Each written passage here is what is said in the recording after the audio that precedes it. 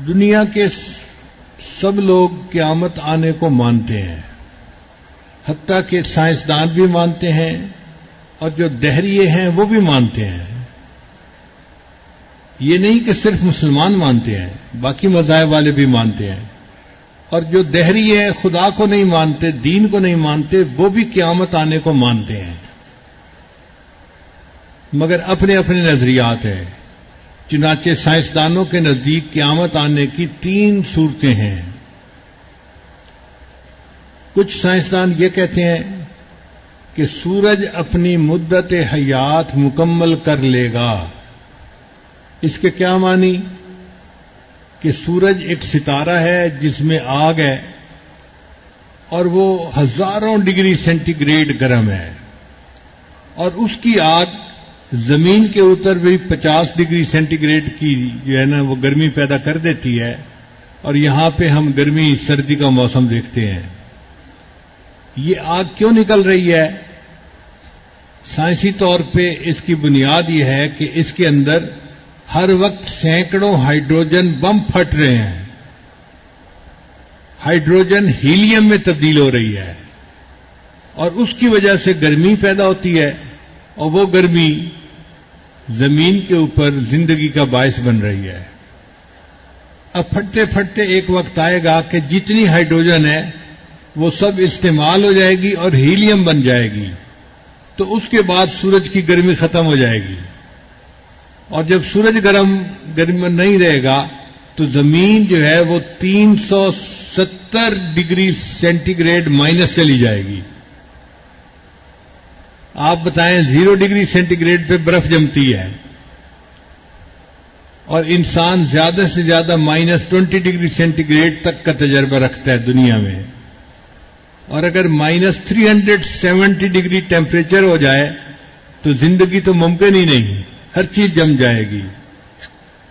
تو سائنسدان کہتے ہیں کہ اس طرح زمین پر زندگی ختم ہو جائے گی اور قیامت آ جائے گی۔ کچھ دوسرے سائنسدان یہ کہتے ہیں کہ نہیں، ہر سال زمین کے قریب سے کوئی نہ کوئی ستارہ گزرتا ہے۔ جیسے 1992 میں ایک ستارہ جس کا نام تھا ہیلے کومٹ، وہ زمین کے قریب سے گزرا تھا۔ اس وقت دنیا کے سائنسدان بڑے پریشان تھے کہ اگر یہ ستارہ زمین کے ساتھ ٹکرا گیا تو زمین تو ختم ہو جائے گی اور قیامت آ جائے گی، مگر اس وقت ٹکراؤ نہیں ہوا۔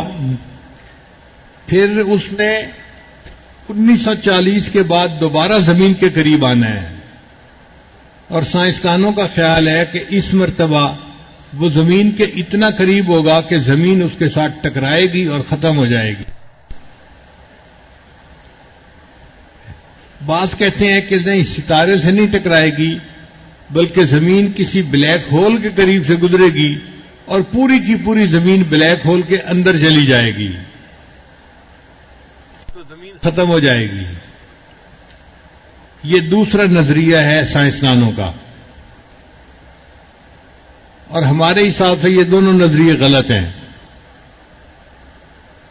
ایک تیسرا نظریہ ہے سائنسدانوں کا جو حقیقت کے زیادہ قریب ہے۔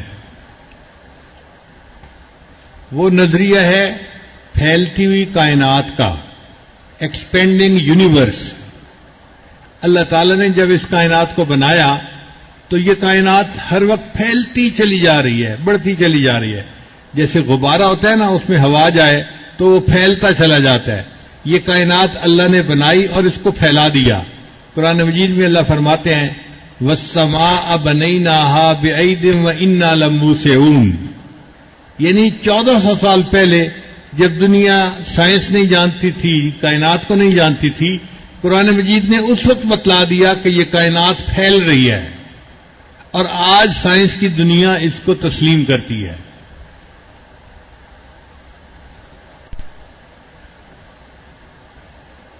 (1995) کی بات ہے، ہمیں نیو یارک جانے کا موقع ملا تو وہاں پر ایک سائنس میوزیم ہے، وہ دنیا کا نمبر 1 میوزیم سمجھا جاتا ہے۔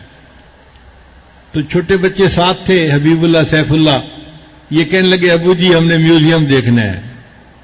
میں نے کہا ٹھیک ہے بیٹا. ہم ایک دن ان کو لے کر گئے میوزیم دکھانے کے لیے.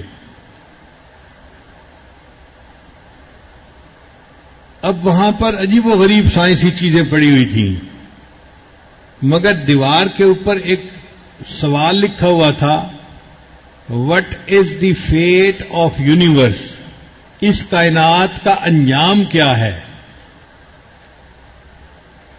اور نیچے اس کا جواب دیا ہوا تھا. تو میں نے بھی پڑھا. تو سائنسدان یہ مانتے ہیں کہ اس کائنات کا انجام یہ ہے، ایک اور بڑا دھماکہ ہوگا. ان کا نظریہ یہ ہے کہ یہ کائنات پھیل رہی ہے پھیل رہی ہے پھیل رہی ہے، ایک وقت آئے گا کہ یہ ایک جگہ پر جا کر رک جائے گی. پھر جب رک جائے گی تو یہ ساری اپنی مرکز کی طرف چیزیں دوبارہ واپس آئیں گی. جیسے سپرنگ کو کھینچے نا تو واپس آتا ہے، اسی طرح یہ کائنات پھیل رہی ہے اور پھیلتے پھیلتے بالآخر یہ واپس آئے گی، سمٹے گی، سکڑے گی. اور جب سکڑے گی تو یہ سارے چاند ستارے جو کچھ بھی ہے یہ سینٹر میں آ کے سب ایک دوسرے کے ساتھ دوبارہ پھر جڑ جائیں گے. جب دوبارہ ٹکرائیں گے تو اس کا نام انہوں نے بگ بینگ رکھا ہوا ہے. تو یہ سائنسدان کہتے ہیں کہ کائنات کی ابتدا بھی بگ بینگ سے ہوئی اور کائنات کا اختتام بھی بگ بینگ سے ہوگا. یہ نظریہ کچھ حقیقت کے قریب ہے کہ اللہ تعالیٰ نے کن سے اس کائنات کو پیدا کیا، تو کن کا جو حکم تھا وہ سائنسدانوں کی نظر میں بگ بینگ تھا، ایک بڑا دھماکہ تھا.